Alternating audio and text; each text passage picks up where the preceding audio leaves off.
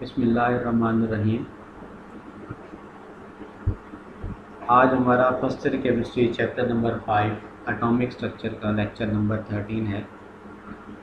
इसमें हम डिस्कस करेंगे स्पेक्ट्रम। स्पेक्ट्रम है बेसिकली, सबसे पहले हम इसकी डेफिनेशन देख लें।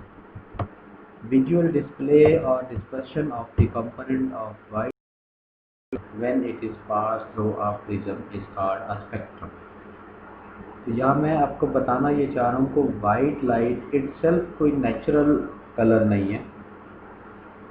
7 रंग जो हैं वो आपस में मर्ज होते हैं, मिक्स होते हैं, तो एक वाइट कंपोनेंट जो है वो डेवलप होता है, जिसको हम वाइट लाइट कहते हैं। आसमान में जैसे कोसे कज़ा, स्पेक्ट्रम, रेनबो जिसको हम कहते हैं बनता है।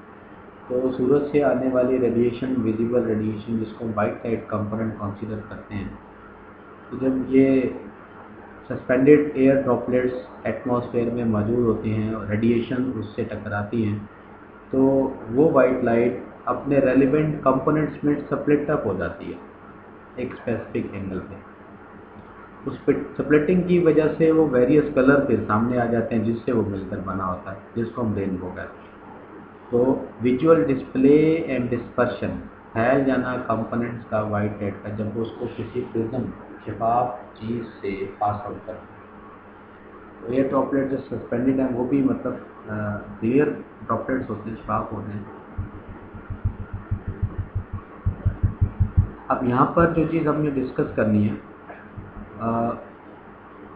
सूरज से जो रेडिएशन हमारे अर्थ पे पहुँचते हैं और अर्थ से टकराकर फिर रिफ्लेक्ट बैक भी होती हैं कुछ रेडिएशन। वो तो हम ये बताना चाह रहे हैं कि टोटल रेडिएशन जो सूरज से इमिट हुई और वहाँ से यहाँ तक पहुँचती है, तो टोटल डिस्टेंस में उसकी एनर्जी इंटेंसिटी जो है वो एक जैसी नहीं रहती, रेडिएशंस की इंटेंसिटी।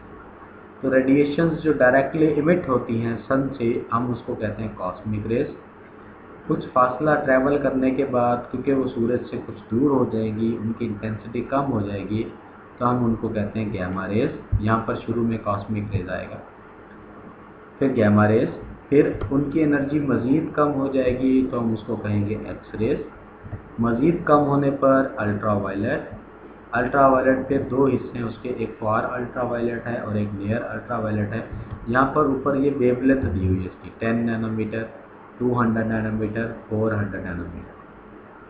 अब उसके बाद है विजिबल लाइट। ये वो लाइट है जिसमें हम रह रहे हैं, सूरज निकल आता है, दिन हो जाता है और हम सर्वाइव करते हैं, चीज़ों को देखते हैं। तो सूरज की वो रेडिएशन जो हमें देखने में मदद कर रही होती है, जिसकी मदद से हम देख पाते हैं, हम उसको विजिबल लाइट कहते हैं। उसके बाद जब ये रेडिएशन अर्थ से टकरा कर रिफ्लेक्ट बैक होंगी, तो उनकी एनर्जी कुछ मज़ीद कम हो जाएगी, तो वो इंफ्रारेड बन जाएंगे। फिर इसके 3 हिस्से, नियर, मिडल एंड फार। तो जो विजिबल लाइट है उसमें फिर अलग अलग कलर है, violet, blue, green, yellow, orange and red, और भी हैं। उसके बाद माइक्रोवेव्स हैं। इंटेंसिटी जब मज़ीद कम हो जाएगी और सबसे जब कम हो जाएगी इंटेंसिटी, वो रेडियो फ्रिक्वेंसी है। यहाँ पर नीचे उसकी फ्रिक्वेंसी, वेवलेंथ, वेव नंबर वगैरह मेंशन किए होंगे। हम इसको रीड करेंगे कि विजिबल लाइट से इस तरफ हमारे पास कितने कंपोनेंट हैं, ultra violet, x rays, gamma rays, और यहाँ पर एक्स रेज, कॉस्मिक रेज भी आएगा यहाँ। और विजिबल रीजन के इस तरफ हमारे पास 3 कंपोनेंट हैं, infrared, microwave and radio frequency. तो रीड करते हैं इसको। When a radiation of light is passed through prism, the radiations undergo refraction or bending. The extent of bending depend upon the wavelength of the photon.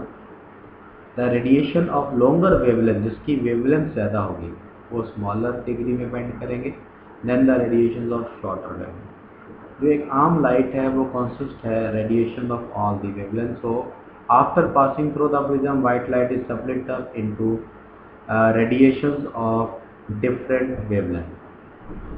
Up the color of the visible spectrum are violet, indigo, blue, green, orange, yellow and red. And their wavelength range है हमारे पास ये 400 से 800। यहाँ पर कुछ colour mention नहीं किए हुए, ये टोटल कलर है जो विजिबल लाइट के अंदर होंगे। In addition to the visible region of the spectrum there are 7 other region. देखो विजिबल के अलावा 7 रीजन और हैं, जिनमें से 1, 2 और 3 हमारे विजिबल रीजन के लेफ्ट साइड पे हैं, और 4 जो हैं ultraviolet, x rays, gamma rays, और यहाँ पर जो हमने कॉस्मिक रेज लिखना है 4 इस तरफ राइट साइड। कोई बात यहाँ पर होगी कि there are 7 other region in addition to visible region. इसमें से अल्ट्रावायलेट, एक्स रेज, गैमा, यहाँ पर गैमा आएगा, gamma rays and cosmic rays are towards the lower wavelength, यानी जिस तरफ इसकी वेवलेंथ कम होती है, आप यहाँ देख सकते हैं कि इस तरफ वेवलेंथ की वैल्यू कम है, एनर्जी ज़्यादा वेवलेंथ कम, क्योंकि वेवलेंथ और एनर्जी में इन्वर्स रिलेशन है, प्लैंक्स क्वांटम थ्योरी में हमने पढ़ा। इस तरफ वेवलेंथ बढ़ रही है तो एनर्जी कम होगी।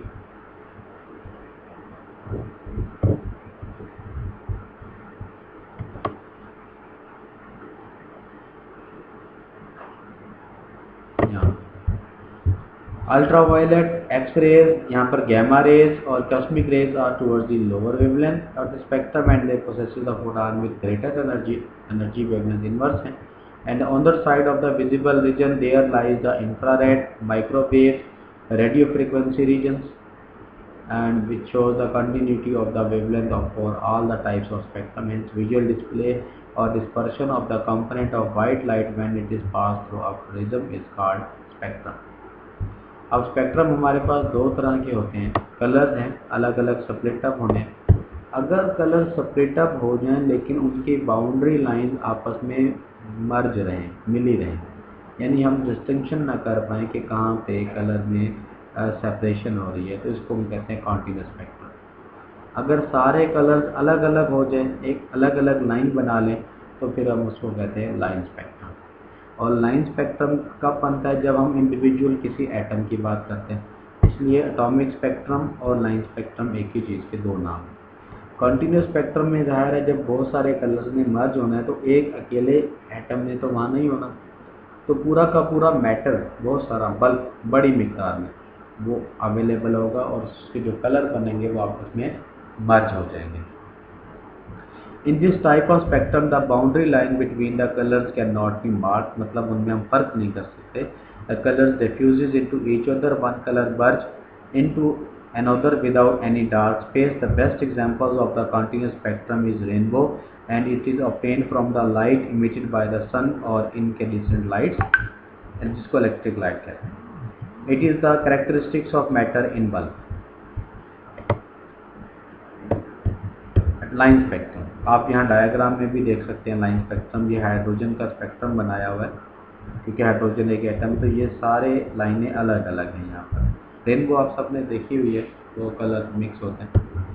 व्हेन एलिमेंट्स और इट्स कंपाउंड्स इज वोलेटिलाइज, उसको वेपर में कन्वर्ट करेंगे फ्लेम से या लाइट देकर, हम उसको देखेंगे स्पेक्ट्रोमीटर से। We see the distinct line separated by the spaces, dark spaces.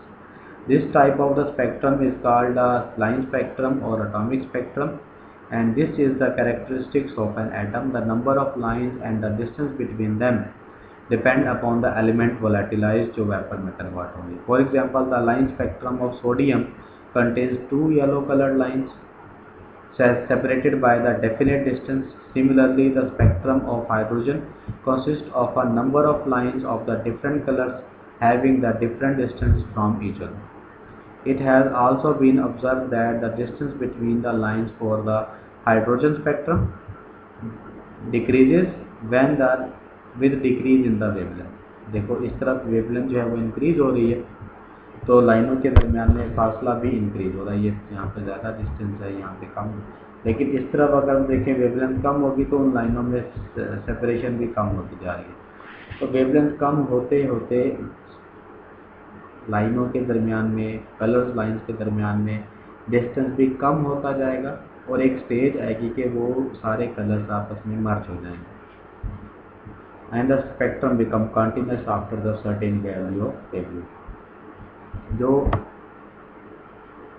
हमारे पास एमिशन स्पेक्ट्रा है, उसको हम ऑब्जर्व कर सकते हैं एलिमेंट्स के फॉर्म में भी जब वो गैसियस स्टेट में और उसको हाई टेम्परेचर पे हीट किया या इलेक्ट्रिक करंट से उसको वेपराइज किया गया।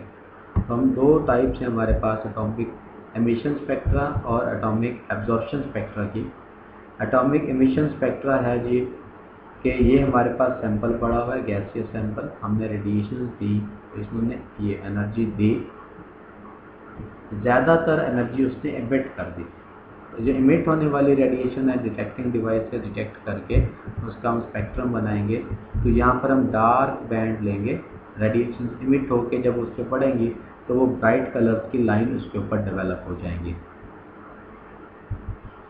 Atomic. When solid are volatilized or elements in their gaseous state are heated to high temperature or subjected to electric discharge, radiations of certain wavelengths are emitted and the spectrum of these radiations contain bright lines against a dark background. This is called atomic emission spectrum. क्योंकि यहाँ पर background dark होगा, lines emit होकर आएंगी तो वो bright line बनाएंगे। अब यहाँ पर उसका ठीक अपोजिट हमने लेना है absorption spectrum.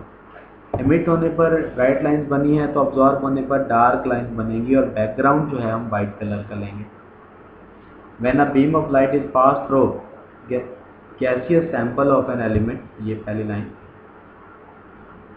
The elements absorb a certain wavelength while the rest of the wavelength pass through it and a spectrum of this radiation is called an atomic absorption spectrum. The wavelength of the radiation that have been absorbed by the elements, वो जो absorb radiation है वो dark lines के तौर पर show होंगी और the background हम ब्राइट करेंगे। अब इन दोनों का एटॉमिक एब्जॉर्प्शन का और एटॉमिक एमिशन का जो है वो डिफरेंस यहाँ पर दिया हुआ है। The position and wavelength of the lines appearing in both emission, एक ये डायग्राम और जो एमिशन में बनी हुई है आप नोट करेंगे तो ठीक सेम जगह पर ही दोनों की लाइन्स है, लेकिन यहाँ पर जो है वो डार्क लाइन्स होंगी और बैकग्राउंड ब्राइट होगा और अपर डायग्राम में बैकग्राउंड डार्क होगा और ब्राइट लाइन्स होंगे। In emission spectrum, these lines appear the bright because the corresponding wavelengths are being emitted by the elements, whereas they appear dark in the absorption spectrum because the wavelengths are being absorbed by the elements. इंशाल्लाह next lecture में हम hydrogen spectrum को discuss करेंगे। अल्लाह।